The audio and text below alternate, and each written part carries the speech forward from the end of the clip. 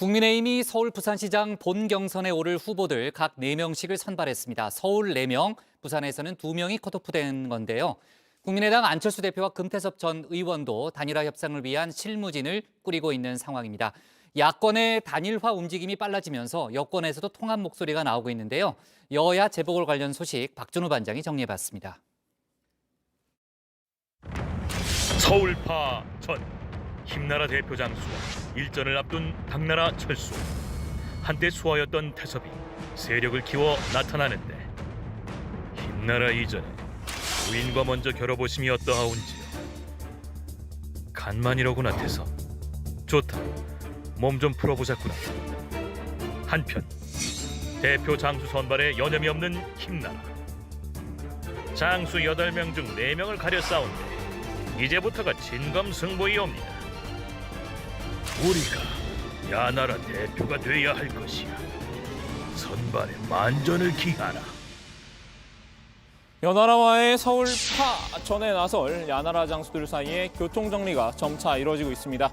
국민의힘이 오늘 본경선에 나설 예비 후보자 명단을 발표한 건데요. 서울에선 8명 중에 4명이 컷오프 됐습니다. 나경원, 오세훈, 오신환, 조은희 예비 후보가 다음 라운드에 진출했고요. 부산시장 본경선에는 이렇게 박민식, 박성훈, 박형준, 이현주 예비 후보가 진출했습니다. 조은희 서초구청장이 나경원 전 의원에게 여성 가산점을 받지 말자고 제안해서 잠시 화제가 됐었죠. 결국 둘 모두 여성 가산점 20%씩을 받았습니다. 공관위는 후보별 득표율과 순위는 발표하지 않았는데요. 혹시 예비 경선 결과가 본경선에도 영향을 미칠 수 있다는 판단 때문이죠. 비록 예비 경선이지만 모바일 당원 투표율은 역대 최고치였다고 합니다. 이번 보궐선거는 집권 5년차 문재인 정권을 심판하는 중차대한 의미를 갖습니다. 보궐선거 이후 1년도 남지 않은 내년 3월 대통령 선거의 전초전 성격을 띠고 있습니다. 우리 국민의힘은 국민의 뜨거운 열기에 상응하는 경선의 품격을 보여주시기 바랍니다. 국민의힘은 1대1 토론회와 합동 토론회를 거쳐서 다음 달 4일 최종 후보를 뽑을 예정입니다. 본경선은 응답자의 지지 정당과 관계없이 100% 여론조사로 진행됩니다. 안철수 국민의당 대표와 금태섭 전 의원도 제3지대 단일화에 속도를 내고 있습니다. 어제 두 사람이 만난 데 이어서 이제 경선 룰과 일정을 확정할 실무진을 꾸리고 있는 건데요. 시간이 그렇게 늦추거나 그러지는 않을 겁니다. 아마도 토요일 전에는 하겠죠. 결국 단일 후보 선정 방식은 여론조사가 될 가능성이 큰데요. 조사 방식이나 날짜나 업체 등 세부적인 내용은 모두 실무 협상에서 정해질 겁니다. 다만 금 전 의원은 여론조사 실시 이전에 토론 등 후보들의 정책과 생각을 드러낼 수 있는 기회가 여러 차례 있어야 한다고 주장하고 있죠. 경선이 치열해야 붐업도 되고 누구로 단일화되더라도 지지자들이 하나로 결집될 수 있다는 그런 생각 때문인 것 같은데요. 각자 나서면은 민주당한테 아무도 못 이기는 겁니다. 그런데 지금 여론조사를 해가지고 누가 높은지를 따져서 후보를 정하는 절차로만 끝나면 사실 큰 차이가 없어요. 그러니까 금 전 의원으로서는 어떻게든 토론해서 안 대표의 약점을 부각시켜서 전세 역전을 노리겠다는 그런 심산인 듯합니다. 정리하자면 이제 야권은 토너먼트식 단일화가 확정이 됐습니다. 안철수와 금태섭이 맞붙는 제3지대 단일 후보와 국민의힘에서 선발된 최종 1인이 1대1 대결을 벌이는 거죠. 거기서 이긴 승자가 범야권의 최종 단일 후보가 되는 거고요. 오늘 국민의힘 조영 원내대표도 최종 단일 후보가 누가 됐든 간에 최선을 다해서 돕겠다고 했는데요. 설사 그게 국민의힘 후보가 아니더라도요. 우리가 분열로 또다시 민주당 시장을 뽑는다면 우리는 국민들에게 그 다음에 있을 대선이나 이런 데서 표를 달라고 할 염치가 없습니다. 우리 당 후보가 되면 제일 좋겠습니다마는 만약에 그렇지 않은 경우가 생긴다 하더라도 최선을 다해서 돕겠습니다. 여전히 국민의힘 바깥에 있는 인사이긴 하지만요. 야당의 적장자라고 자처하는 인물이죠. 홍준표 무소속 의원도 국민의힘 김종인 비대위원장에게 감사의 뜻을 전했습니다. 늘 나를 세우던 것과는 사뭇 다른 모습인데요.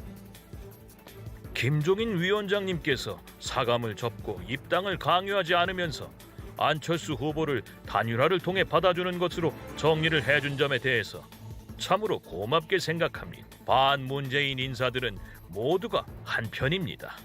김 위원장이 최근 중진 의원들과의 회동에서 3자 대결이 아니라 범야권 단일화 활동에서 양자 대결로 가자는 데 합의를 했습니다. 홍 의원은 반문재인이란 깃발 아래 단일 대우로 힘을 모아줘서 고맙다는 말을 건넨 것이죠. 이렇게 야권이 한데에 뭉칠 조짐을 보이니까 여권도 슬슬 불안한가 봅니다. 애초 야권 단일화는 어려울 테니 강 건너 불구경이나 하자는 식이었죠. 이제 범여권도 빨리 하나로 뭉쳐야 한다는 목소리가 나왔습니다. 민주당 서울시장 예비후보인 우상호 의원이 열린민주당과 통합을 주장하고 나선 건데요. 페이스북에 범진보 진영의 지지자가 결집할 수 있는 첫 단계가 열린민주당과의 통합이라고 썼습니다. 선거 전 통합이 어렵다면 후보 단일화와 선거 후 통합 합의라도 동시 추진해야 한다. 이렇게 당 지도부에 결단을 촉구했는데요. 원래 민주당 나홀로 후보 시절에도 열린민주당 김진애 의원과 단일화 논의를 하는 등 통합에 적극적인 모습을 보여왔었죠. 열린민주당 정봉주 서울시장 예비후보도 진정성 있는 정치고수다운 결심에 박수를 보낸다며 우 의원의 주장에 화답을 했습니다. 결국 이번 서울시장 선거는 범여권 친문 세력과 범야권 반문 세력의 대결로 그렇게 흘러간 양상인데요. 그러다 보니 민주당 부산시장 예비후보들은 친문, 친노 마케팅에 열을 올린 듯합니다. 민주당 부산시장 예비후보인 박인영 부산시의원, 친문 성향의 김종민 최고위원을 선거 후원회장으로 영입했습니다. 조국 장관과 조국 장관 가족에 대한 2달 동안의 언어폭력과 테러가 검찰 그 여검사의 수백 배에 달할 거라고 봅니다. 김 최고위원은 조국 사태 때부터 강성 발언으로 친문 지지층의 호응을 얻었는데요. 지난해 8월 민주당 전당대회 최고위원 선거에서 권리당원들의 압도적 지지로 전체 1위로 뽑히기도 했었죠. 또 다른 예비후보인 변성환 전 부산시장 권한대행도 친문 카드를 꺼내들었습니다. 변 전 권한대행은 부산 지역의 민주화운동 대부이자 문재인 대통령과 친분이 두터운 송기인 신부를 후원회장으로 내세운 건데요. 송 신부는 부마 민주항쟁 기념재단 이사장이기도 합니다. 부마 항쟁은 5.18 민주화운동과 60 민주항쟁으로 이어지는 민주화의 길에 밑돌을 놓은 그러한 한 거였다 생각합니다. 김영춘 전 해양수산부 장관은 후원회장으로 친문 인사를 영입하진 않았습니다. 다만 노무현 재단 관계자 등이 캠프 실무자로 활동을 하고 있지요. 자, 이제 여야의 서울 부산시장 재보궐선거 경선 후보군은 모두 정해졌습니다. 지금까지 선거 레이스가 서막이었다면 이제부터는 본게임이 시작되는 겁니다. 서울 파 전으로 마무리하자면요. 연하라의 최종 장수는 과연 누가 될까요? 힘나라와 당나라는 야나라를 대표하는 장수 한 명을 무사히 뽑을 수 있을까요? 잘 챙겨서 소식 전해드리겠습니다. 오늘 야당 발제 정리합니다. 국민의힘 본경선 진출자 확정. 우상호 열린민주당과 통합해야.